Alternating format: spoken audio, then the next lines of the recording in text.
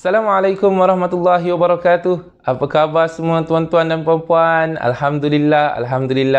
Ramadan Mubarak. Saya sangat bersyukur hari ini kita dapat bersama seperti yang dijanjikan setiap hari Selasa dan Khamis jam 12.30 hari sepanjang bulan Ramadan, khas daripada kami di AIC Partners untuk tuan-tuan dan puan-puan di rumah. Stay at home. Jangan pergi mana-mana, kita masih dalam tempoh MCO. So, apa topik hari ini tuan-tuan dan puan-puan? Kita nak menjawab persoalan what and why wealth protection.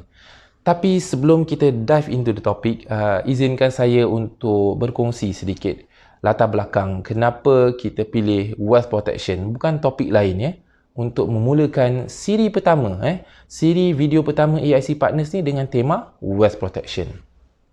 Satu saja sebab ni tuan-tuan dan puan-puan ya, satu saja sebabnya.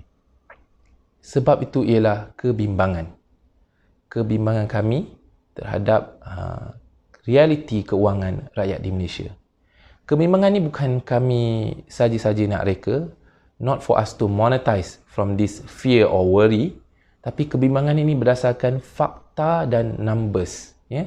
Facts and numbers. Tuan-tuan dan puan-puan boleh search di internet.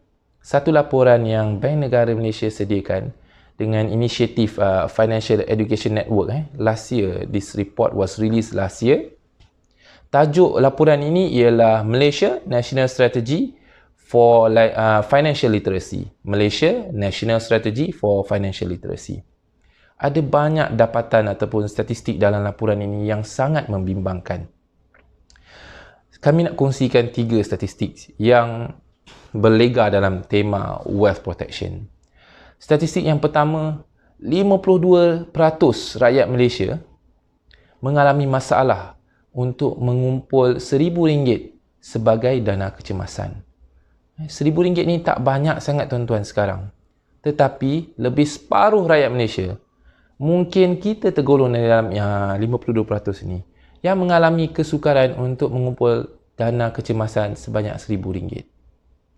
Yang kedua tuan-tuan dan puan-puan, hanya 24% sahaja keluarga di Malaysia yang mampu bertahan selama 3 bulan sekiranya apa-apa terjadi kepada diri mereka, diri the breadwinner, mereka yang membawa balik income, ataupun kepada pekerjaan. So kalau 6 bulan, hanya 10% sahaja yang boleh bertahan selama 6 bulan. Kenapa 3 ke 6 bulan ni penting tuan-tuan? Sebab kita dalam konteks krisis ya. Sekarang kita sedang menghadapi COVID-19 krisis.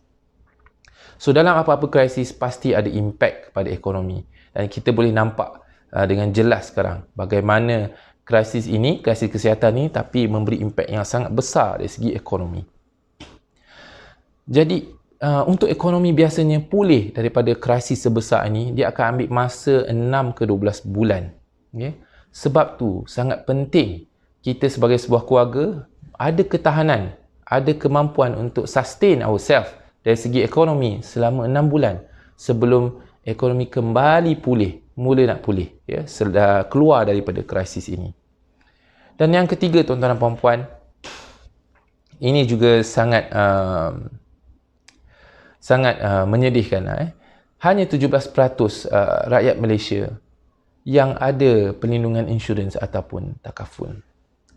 So tak banyak ya tuan-tuan, 17% ni. Sedangkan insurans dan takaful ni bukanlah sesuatu yang baru di Malaysia ni. Maklumat boleh didapati dengan mudah di social media, di internet, tetapi masih ramai yang tak ada perlindungan takaful dan insurans. Kenapa? Mungkin memang tak berminat, tak nak pun. Kenapa mereka tak nak ataupun tak berminat? Kesedaran keuangan yang masih di tahap yang rendah.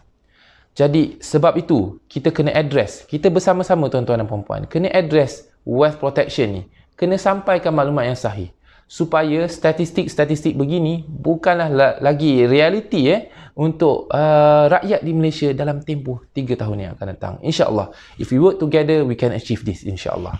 So let's go into our topic today. Kita nak jawab persoalan what and why wealth protection. So apa itu wealth protection? Wealth protection ni salah satu daripada rukun, seperti yang saya pernah mention sebelum ni, rukun dalam Islamic Wealth Management. Jadi kita nak menguruskan harta kita menurut kata neraca Islam, salah satu perkara yang kita kena buat ialah kita kena protect. Nak protect apa tuan-tuan dan puan-puan? Protect harta sahaja? Bukan. Kita nak protect diri kita, keluarga kita dan juga harta kita sekaligus di dalam perancangan ataupun di dalam merancang menggunakan wealth protection plan. Sebab pengurusan harta ni dia ada impact secara direct kepada keadaan kita, our health, our well-being dari segi fizikalnya, mental state, emotional dan juga kebahagiaan dalam sebuah keluarga.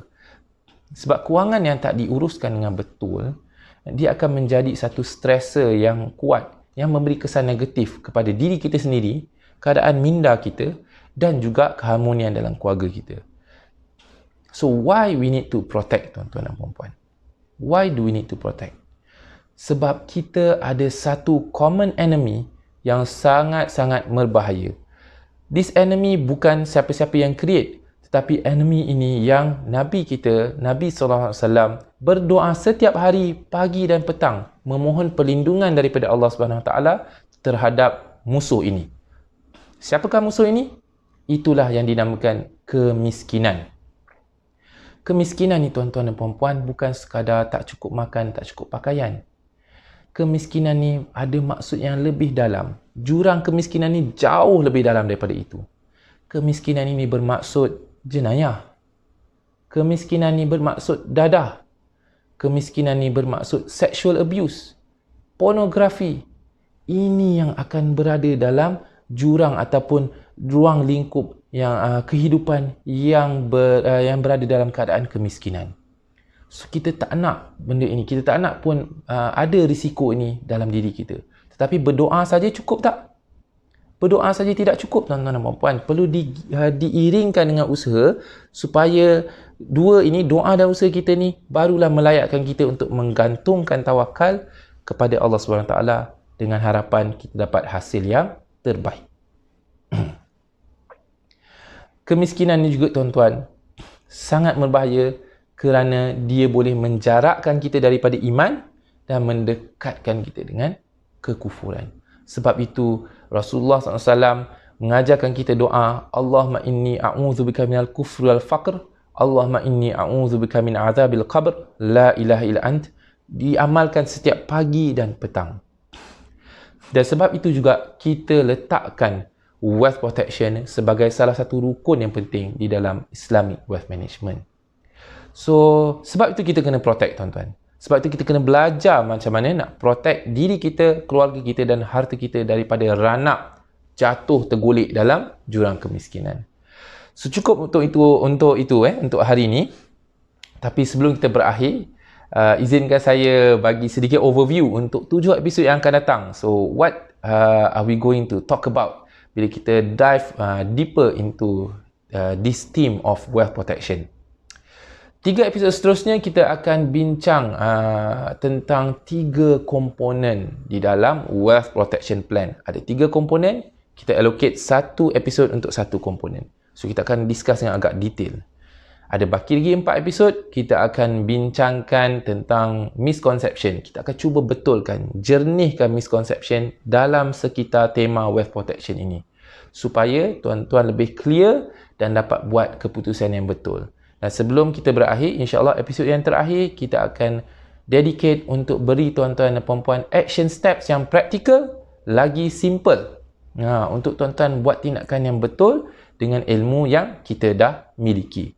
InsyaAllah, tolong saya mohon bantuan daripada tuan-tuan dan puan-puan untuk like dan share video kami supaya maklumat ni dapat disebarluaskan dan kita sama-sama dapat berkongsi saham akhirat dengan ilmu yang bermanfaat, insya-Allah.